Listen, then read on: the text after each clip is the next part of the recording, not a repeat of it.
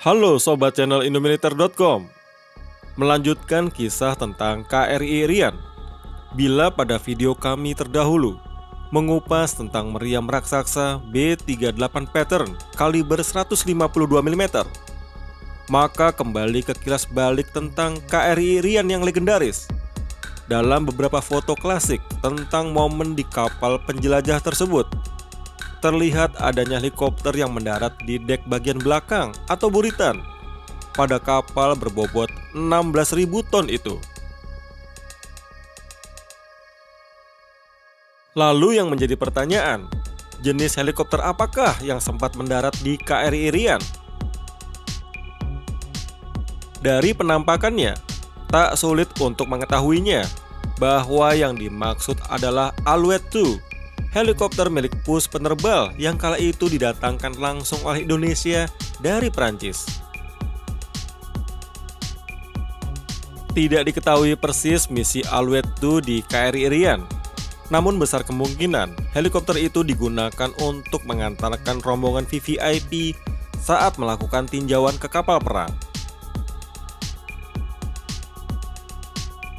Dengan lantai permukaan kayu, KRI Rian sendiri resminya tidak dilengkapi helipad, namun area di buritan yang super luas memungkinkan untuk didarati helikopter ringan. Nah, tak kenal maka tak sayang. Siapakah sosok helikopter Alouette II?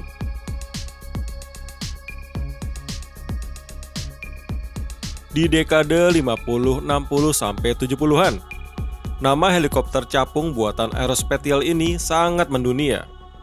Indonesia sendiri mendatangkan helikopter ini pada tahun 1961, dan setidaknya ada 3 unit yang pernah dioperasikan Skuadron Udara 200 Pus Penerbal.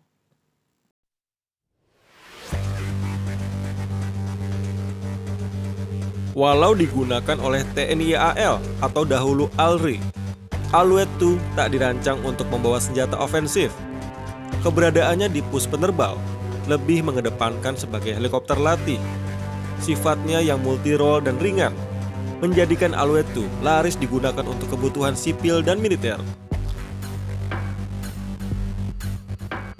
Dalam kapasitasnya di lingkungan militer, Alouette II banyak dipakai sebagai elemen pengintai dan liaison role, sementara perannya di dunia sipil lebih banyak, mulai dari helikopter latih, penyemprotan lahan pertanian, dan mendukung operasi SAR.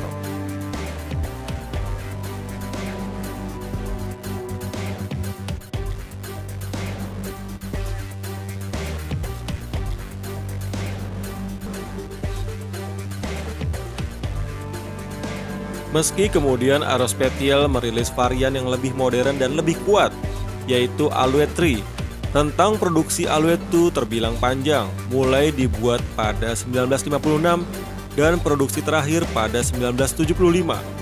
Total ada 1.500 unit Alouette II yang berhasil diproduksi.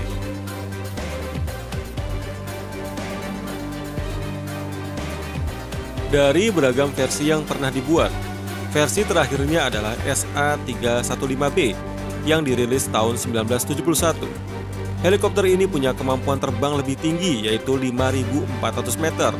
Maklum, varian perdana helikopter ini hanya sanggup terbang sampai ketinggian 2.300 meter di atas permukaan laut.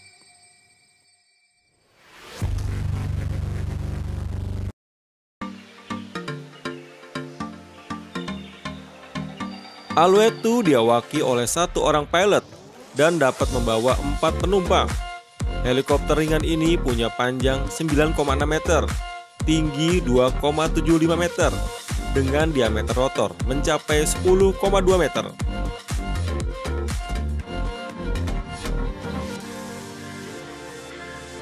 Alouette II punya berat kosong 895 kg dan berat maksimum saat tinggal landas mencapai 1,6 ton.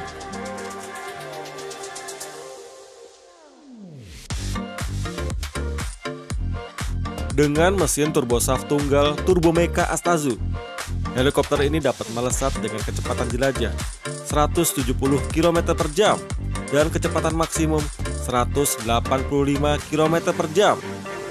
Dengan bahan bakar penuh, Alouette 2 dapat terbang sejauh 565 km dengan endurance 4,1 jam.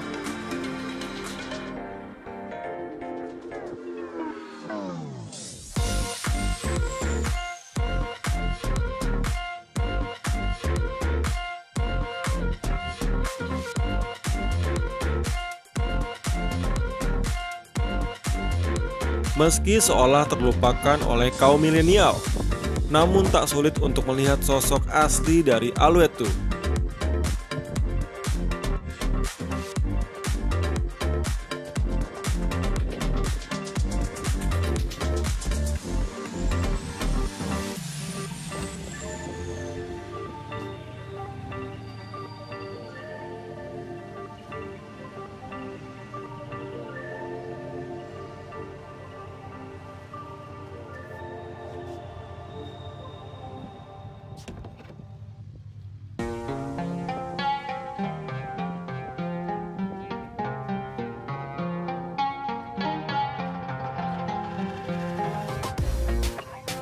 Setiap orang yang melintasi kawasan wisata Puncak Pas di Cimacan, Bogor tentu mengenal keberadaan Masjid Atta-Awun. Namun belum tentu setiap orang yang ke Puncak Pas mengetahui lokasi Monumen R.E. Marta Dinata. Padahal di monumen yang menandai lokasi gugurnya Laksamana Raden Edi Marta Dinata di Riung Gunung pada 6 Oktober 1966 terletak tak jauh dari masjid tersebut, yang tak boleh dilewatkan oleh pecinta dunia alutsista. Di monumen tersebut terdapat sosok SA-313 Alouette 2, jenis helikopter legendaris generasi tahun 50-an yang pernah memperkuat pus penerbal.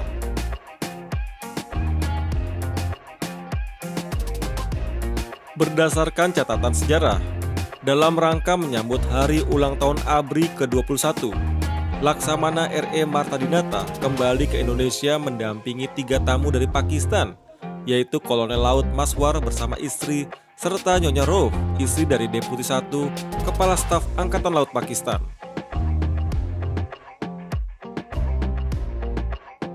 Pada tanggal 6 Oktober 1966, mereka mengadakan perjalanan menaiki helikopter Alouette 2 milik pus penerbal dengan dikemudikan pilot Letnan Laut Charles Willy Khairupan, yang ternyata helikopter itu menabrak bukit pada pukul 16:10 waktu Indonesia Barat. Dalam kecelakaan tersebut, seluruh penumpang dan pilot termasuk Laksamana Marta Dinata dinyatakan tewas. Pemerintah Republik Indonesia pun menganugerahi gelar pahlawan nasional karena pengabdiannya untuk negeri ini. Bagi Anda yang penasaran dan ingin melihat dari dekat Alouette 2 yang bersejarah, menyempatkan diri melihat tugu helikopter ini bisa menjadi pilihan yang tepat, mengingat lokasinya tak sulit untuk dijangkau dari Jakarta.